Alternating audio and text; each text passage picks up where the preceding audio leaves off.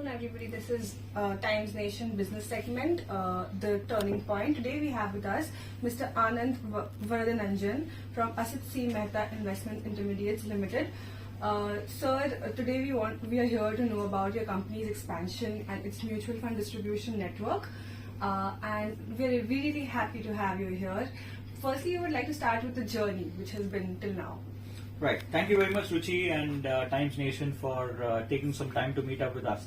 So first of all, to introduce ourselves, I represent Asit C Mehta Investment Intermediates as a director. As a company, we've been in the business of financial product intermediation for the last 40 years. Okay, so we've been a company which is largely operating under the hood, and we've not been a very open organization from an advertising perspective, etc. But as an organization, we've been seen as a company which has kept investors' interest first, and that's how we've been operating for the many years that we've been doing. So over a period of time, because the dynamics of financial product distribution and stock broking, etc. has been changing, it becomes imperative that we diversify across other financial products as well. And that's what we've been building a platform over the past 5 to 7 years. And in a small way, it's been running for more than 10 years, but a very consolidated platform and an end-to-end platform is something we've been fully operative for the last 5 to 7 years. So if you look at it, the existing financial product distribution space is quite crowded. Margins are thinning, whether you talk about the stock broking or anything else. And also we see that the mutual funds or financial products in India today are still sold, they are not bought. Okay, so it's very important to make sure that the intermediaries are kept in business. The intermediaries are, compensated enough to make sure that they stay motivated to be in this business. So when we sat down a couple of years ago to say what should we do, and I came on board to the company in June of 2022. So we had two choices. One is, do we want to be a Me Too player and compete with the who's who of the industry and create, difficulties in terms of getting an entry? Or do we build a model which is complementary to their existing business so that we can have a peaceful coexistence and help them grow? So this has been our journey. The average vintage of our associates who have been with us in this industry is about 19 years.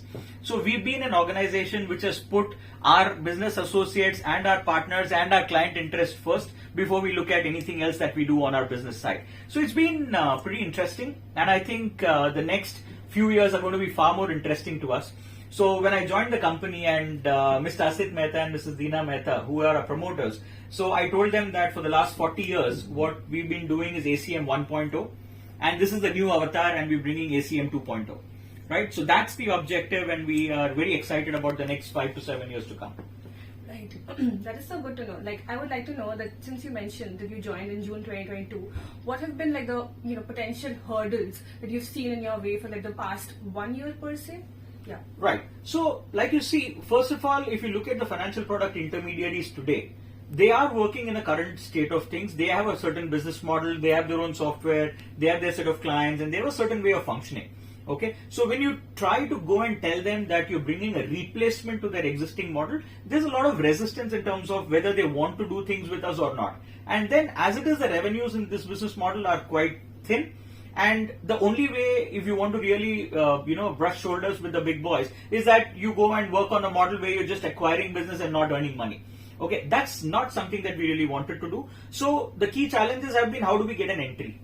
So what we've done is, as a team, I've been in this business for the last 21 years. And what we've done is, we've systematically identified gaps in the business area and the operations areas of existing financial services intermediaries, and we're trying to bring a solution for them to say how can we plug into their business and ensure that their investors get a larger share of wallet. So in short, existing infrastructure, existing software, and the current mindset of intermediaries has been a problem, and the solution that we are trying to bring is to see if we can build a complementary business model. Which I think you potentially have tried to do that in your 1 year of the time. Yeah. I would also like to ask, in the past 1 year, have you the advertising part that you focused on, that you guys did not really focus on the advertising part? Why was that, and have you tried to change that? Because advertising can be a very good tool in which you guys can, enhance your business further, since there are people who do not want to continue their business, the second generation who do not want to continue their business, and there are people who are trying to gain further. So like, what do you think advertising for your company has been a bane or a boon? So I think that's a very interesting question, and at different points in time it can be a boon or a bane. Okay, so I would like to say, if people don't know what you're doing, it can be a bane. If people really know what you're doing and there are a lot of competitors in that space and people don't know what they are going to do over a period of time, then it also gives us an opportunity where some part of visibility gives us some amount of opportunity and a pull factor, right? So that's, it can be looked at, it's a double-edged sword, right? So it's all about what you talk, how you talk, and how much you want to talk about it, right? So the other important thing is that you look at which kind of target audience are you catering to. So that's something that we've sort of put in place, and probably that's some more information I'd like to share with you during the conversation. For the budding entrepreneurs, what about the people who are looking to go in this service arena, or people who are trying to go around in this arena? What would you like to tell them?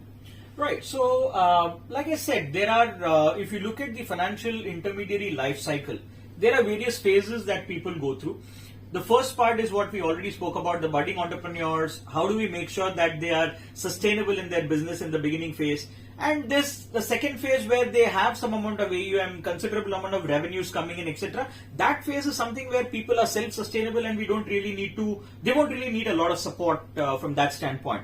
But one of the other areas that we are seriously looking at, and where a lot of intermediaries today are having a problem, is the people who are in the age of 45, 50, 55, 60, So what happens there is, you are aging over a period of time, and then probably your second generation is not wanting to come into your business. So multiple challenges these guys face. A, because they're aging, their capability to service, their capability to run around comes down.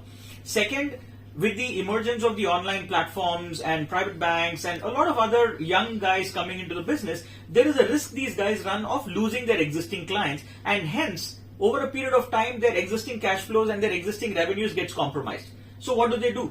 So that is where we're reaching out to the senior intermediaries, senior distributor of financial products, and we're telling them that if you have a scenario where your second generation is not wanting to come into your business, and you want us to support you in terms of sustaining your existing business, making sure that you ring fence your existing clients from competitors or online platforms or whatever, that is where we come into play as well, where we are today working with a lot of mutual fund distributors and other associations of intermediaries, where we're telling them that we are somebody you should reach out to. If you want to continue your business model with less amount of service, less amount of legwork to be done, we are here to support you. Come on board our platform. We'll bring you products and services and all the support that you need from a servicing standpoint, so that your existing revenues can be sustained. You will be able to ring fence your business from competitors or anywhere else where your clients may just run off to over a period of time. And that's where our platform comes into existence as well. And we've seen very, very positive green shoots of this opportunity that we're looking at. We're speaking to a lot of distributors today who are aging and want to seek our support to help them continue their business. So both sides of the life cycle of a financial services intermediary, starting from when they are new and budding entrepreneurs to a stage where they are aging and want to go towards a retirement. So we're servicing on both sides of the ecosystem and both sides of the life cycle. And I think this has shown us a lot of positive green shoots, like I said. And we believe that over the period of next 5 to 7 years,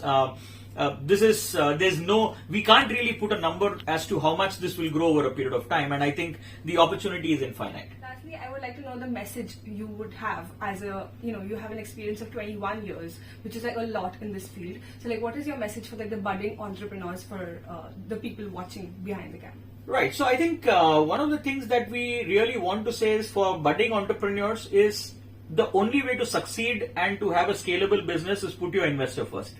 Right? And these business models, unfortunately or fortunately, in the beginning of your business, the revenues are going to come in a trickle. But what is important is, you need to be at it, You need to make sure that you put your investor interest first, make sure that you stay committed to serving the investor, make sure that you put the investor's interest first, like I said, and make sure that products that are suitable for him and services that are suitable for him and not ones that will bring you revenue. And at any point in time, we are here to work with budding entrepreneurs to say that you focus on relationship management, you focus on client engagement, leave the rest to us, right? So that's the kind of model and message that we're trying to bring. That's everybody from Director Anand Varadarajan. Thank you so much.